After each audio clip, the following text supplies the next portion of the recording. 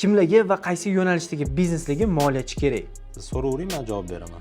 Oborotida pul aylanyapti, lekin o'ziga pul qolmayapti. Bu kerak bularga. Har oy foydasi bor, lekin ko'pmi, kammi shuni bilmayapti.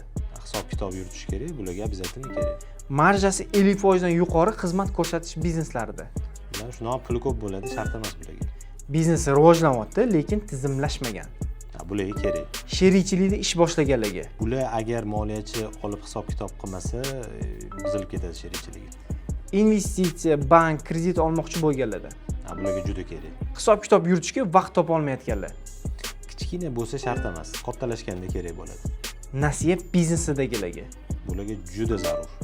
O'zi moliyachi bo'lganlarga. Bularga shart emas. O'zi moliyachi qachon kerak bo'ladi? Bizning tadbirkorlar pul yetishmasligini boshlaganda moliyachi qidirib qolishadi. O'zi aslida boshida fin model qilinadi.